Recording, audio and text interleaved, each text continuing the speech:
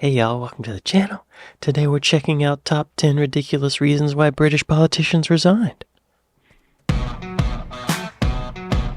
Welcome to Watch Mojo UK, and today we're counting down our picks for the top 10 ridiculous reasons why British politicians resign. What did Boris for this do, list, y'all? We'll be looking at insane moments that led to a Who's British MP having to resign from their job, party, or a position they held. Which MP resignation was the most shocking for you? Let us know below. Cool. I just reacted to a video about top 10 UK political disasters, PR disasters, and a few of them seem like I think they had to resign. I don't remember most of them. The guy named Gordon, who had a conversation with a lady, and he had an open mic issue. He didn't win. I don't think he resigned, though, from that. I think he just didn't win his re-election. Anyway, let's check these out. Number 10, Tim Farron. With Nick Clegg contributing to the Liberal Democrats' fall from grace after the coalition with the Conservatives, he stepped down as leader of the party in 2015. That resulted in Tim Farron taking the position. Once top dog, Farron was constantly pressed about his Christian faith during interviews, often asked about policies that would clash with his beliefs. After securing his position as an MP for Westmoreland and Lonsdale in the 2017 general election, he decided to step down as leader of the Lib Dems, with Vince Cable taking over. He felt holding that position clashed with his religious beliefs. Farron later mentioned his regrets about not vocally supporting same-sex relationships when regularly asked about his thoughts on the matter by the media. Tim Farron. Look at that goofy smile. MP stands for Member of Parliament, which I'm just now realizing for my American friends. Liberal Democrat, spokesman for Environment, Food and Rural Affairs. Great. He was born in Preston, Lancashire. Oh, Farron's handling of questions regarding LGBT rights and the sinfulness of homosexuality have been heavily criticized by LGBT plus liberal Democrats, as has his continued association with anti-gay evangelical groups, which has been seen as a lack of care. Yeah, this is making more sense. At least he stepped down. Number 9, Matt Hancock. With the UK public sticking to social distancing rules to keep everyone safe from worldwide events, Health Secretary Matt Hancock, who installed many of these measures, had other ideas. In 2021, a video of him leaked that showed Hancock canoodling with Gina Coladangelo, a non-executive director at the Department of Health and Social Care. Both Hancock and Coladangelo were married to other people. Prime Minister Boris Johnson decided to publicly support Hancock and declared the matter was closed. But with mounting public pressure and anger, Hancock resigned as Health Secretary shortly after and was replaced by Sajid Javid. Still, at least we won't have to see Hancock awkwardly stand too close to women for a while. Matt Hancock. He was caught canoodling? What does canoodling mean exactly? Canoodle. To engage in amorous embracing, caressing, and kissing. Matt was canoodling. Don't be canoodling in public, Matt, especially if you're married. Canoodling with other people? Matt, no. Oh, he was also responsible for manipulating COVID numbers by changing the way they count stuff.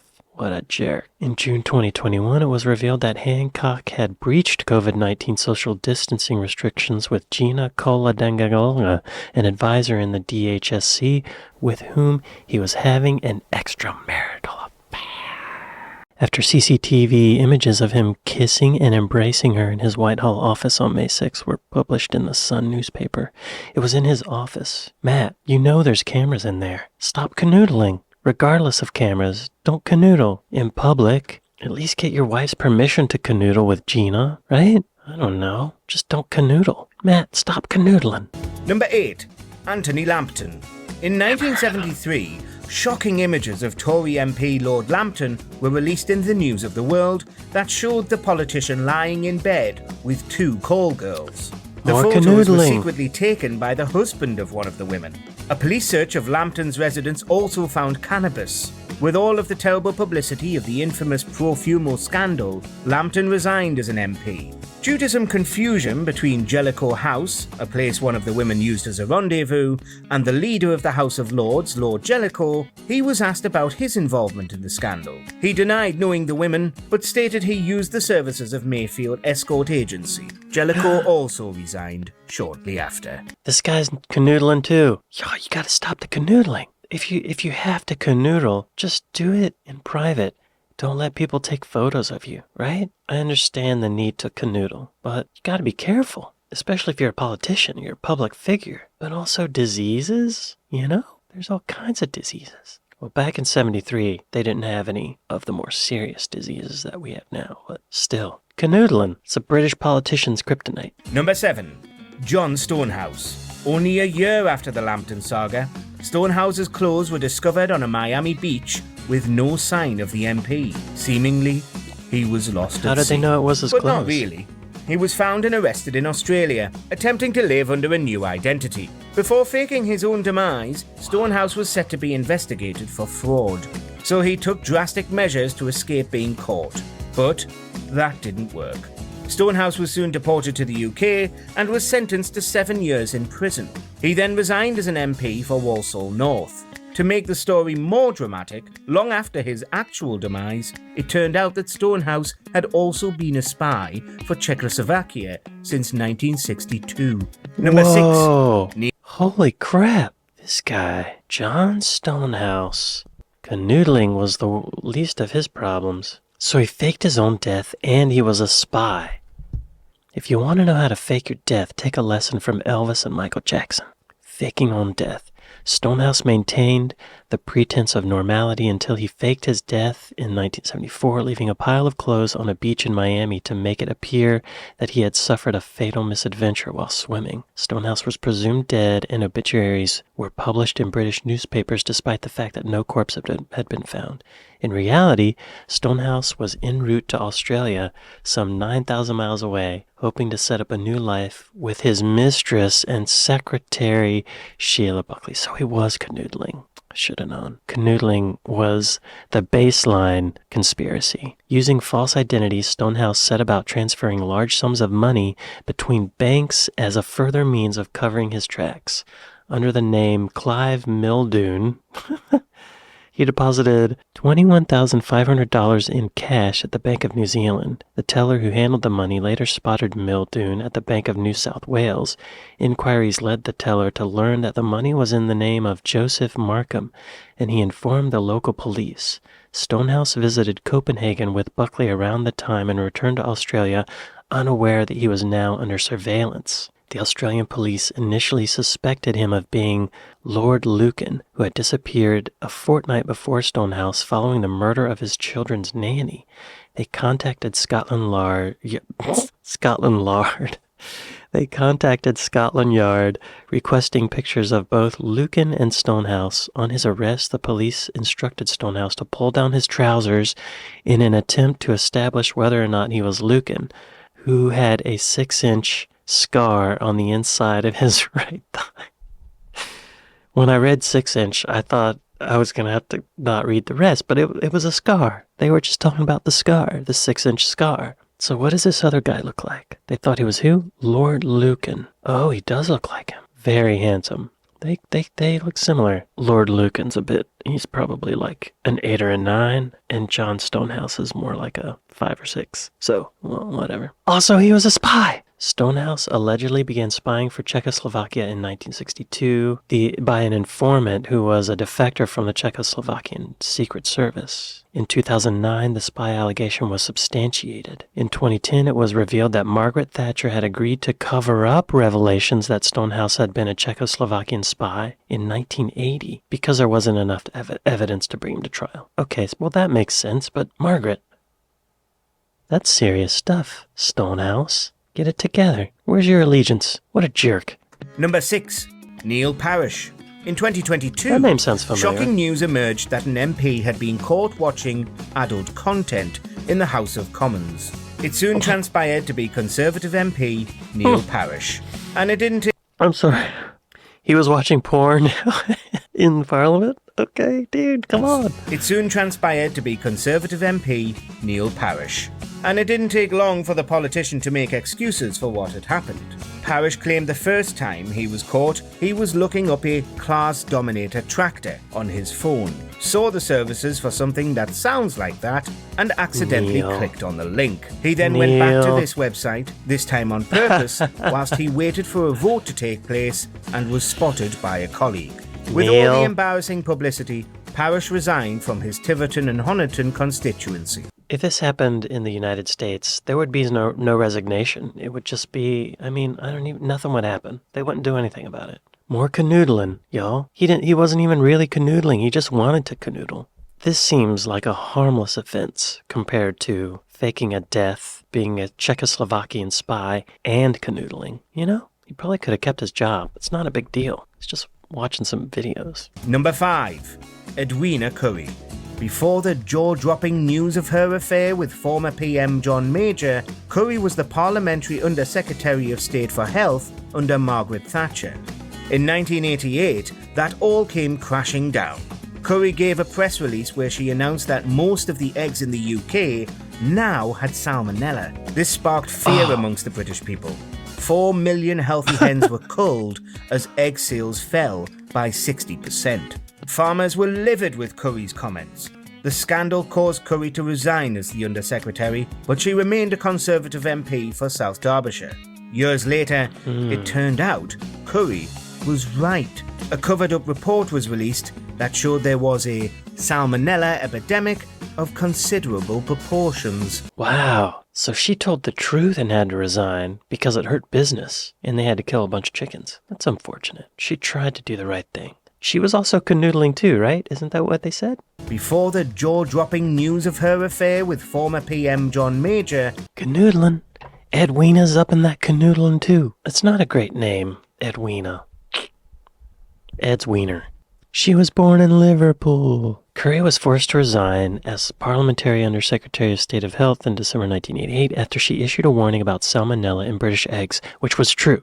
The statement that most of the egg production in the country sadly is now affected with salmonella was true, sparked outrage among farmers and egg producers, and caused egg sales in the country to decline rapidly by 60%. The controversy gained her the nickname Eggwina. Nice, Brits. I didn't even see that one. That's good. The loss of revenue led to the slaughter of 4 million hens, although the statement was widely interpreted as referring to most eggs produced. In fact, it related to the egg production flock. There was indeed evidence that a mid-1980s regulation change had allowed salmonella to get a hold of flocks, so it was the government's fault. There was particular anger in Northern Ireland, where egg production is a significant part of the economy. At the Christmas party of the Industrial Development Board of Northern Ireland that year, the featured dish was curried eggs. Canoodling and telling the truth. Number 4. Mass exodus. In early 2019, there was a mutiny of disillusioned politicians from the Labour Party as 7 MPs resigned and decided to start their own group. They were soon joined by 4 Tory MPs as well. This new party was going to be called the Independent Group. But since the name was confused with politicians that stood as independents, it became Change UK, the Independent Group.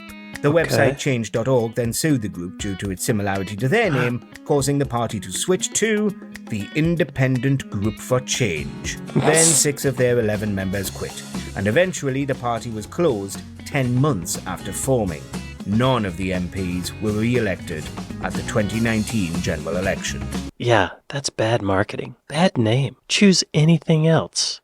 That's the most uncreative name-making I've seen. They called it the Independent Party, but that confused with independence. That was dumb. Then they called it the Independent Party for Change, but there's change.org. You can't do that. It could have been anything else. It could have been the Yellow Party, the Purple Party, anything else. But there's just a serious lack of creativity. No wonder they didn't get anywhere. You gotta have creative people on there, right? Number 3. Owen Paterson. In 2021, Tory MP Paterson was found by the Parliamentary Commissioner for Standards to have broken the rules on paid advocacy. He'd been lobbying on behalf of companies for government contracts, whilst he received over £100,000 annually from them. When the news came out, rather than simply suspend Patterson, the government tried to change the rules on paid advocacy. The public was livid, and the government quickly changed their tune. Instead, they would hold a vote on whether Patterson should be suspended. With mounting pressure before the vote, Patterson decided to step down as an MP. In his resignation speech from the North Shropshire constituency, Patterson stated he wanted to be outside the cruel world of politics. I feel like that happens in the United States all the time, and the politicians get away with it, and money's ruining our government. I hate that. Lobbying should be illegal. I don't like it. It's just whoever pays the most money gets their way. It's like an oligarchy. It's not cool. Don't do it. Let's not have that anymore. Number 2. Boris Johnson. What did he do? It wasn't the first time the Conservative Party committed regicide after notoriously ousting Thatcher back in 1990. But Johnson's resignation might be just as dramatic, even though his premiership lasted less than 3 years versus Thatcher's 11. In the end, 11. It was death by 1,000 cuts. The Partygate scandal led to investigations by the Met and numerous politicians, including the PM, getting party fined, during COVID, right? as well as a Is that what dozen it was? resignations. But in July, another scandal emerged involving shamed Tory Chris Pincher, who'd been accused of sexual misconduct. It turned out Johnson already knew about this ahead of Pincher's appointment, and more than 50 Tories resigned as ministers, including most of his cabinet. Finally, on the 7th of July, Boris announced that he'd be stepping down. Yeah, I remember hearing about that. Boris Johnson. What a character. British Trump, but he seems goofier. Jesus, Wikipedia page is huge. I guess that's fitting. Fitting for the office, not for the man. Upon reports of his resignation, the pound sterling temporarily strengthened in value, and UK stocks rose. Oh, that's when Liz Truss stepped up. She didn't last long, did she? Number 1. Jeremy Thorpe. After the 1974 general election, the Liberal leader Thorpe was enjoying success as he rejected the Conservatives' offer to form a coalition government with him. But then, it all went downhill. In 1975, Norman Scott was walking his dog when the pup was killed in a failed assassination attempt, apparently taken out by Thorpe's friend, David Holmes. Thorpe allegedly had a relationship with Scott going back to the early 60s. After being treated badly, Scott threatened Thorpe with going public. So, with hush money and suppressing the story, Thorpe kept it quiet for a while. But after the assassination attempt and resulting trial, it was too much. He resigned as the Liberal leader, but was later found not guilty. Do you agree with our pick? Someone tried to kill him, but they killed his dog, and he had a relationship with a man? And that's why he resigned? I feel like something else is in this story. What am I missing about that? Jeremy Thorpe. Blah, blah, blah. He's from South Kensington, London. He went to Oxford. Thorpe's homosexual activities from time to time came to the attention of the authorities and were investigated by the police. Was it illegal back then? In October 1975, Newton made a bungled attempt to shoot Scott that resulted in the killing of Scott's Great Dane. Newton was arrested on charges of possession of a firearm with intent to endanger life, yet the press remained muted, possibly awaiting the bigger story that they hoped would break. Their reticence ended January 1976 when Scott, in court on a minor Social Security fraud charge, claimed he was being hounded because of a previous relationship with Thorpe. This statement made in court and thus protected from the libel laws was widely reported. When was homosexuality legalized in the UK? In 1967, the Sexual Offences Act was passed, which decriminalized private homosexual acts between men over 21. So he didn't break the law doing that. I guess people just didn't like it. I don't think this should be number 1. I think the Czechoslovakian spy should be number 1. That's juicier. He faked his own death. Wow, that's the crazy one. There's some juicy canoodling going on. These politicians love to canoodle, and then they get in trouble for it. What's wrong with canoodling? What's so bad about canoodling if everyone is consenting to the canoodling, right? I guess some of them were married and their spouses didn't know about the canoodling. That's bad. I don't know if I can say that word on YouTube. That's a word. ADULTARY?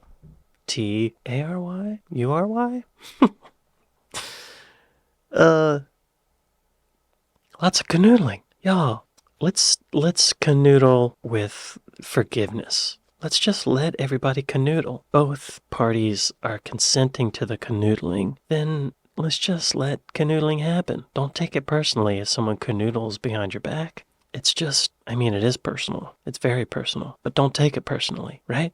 I'm no relationship expert. I don't know. But it just seems like people are going to canoodle no matter what you do. People are going to canoodle. People have the urge to canoodle. It's an evolutionary impulse to canoodle. Anyway, this was interesting.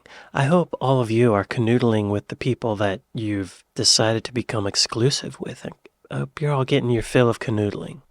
Makes you feel good, makes you feel confident, worthy, stable. Canoodling's good. Anyway, here's to canoodling. I hope you're canoodling with whoever you want to canoodle. But I hope you want to canoodle with the person you've dedicated to canoodle with. And it's all consensual canoodling. That's what I'm trying to say. I'm going to stop before I get canceled. Anyway, thank y'all for watching this with me, and I'll see you next time. Later.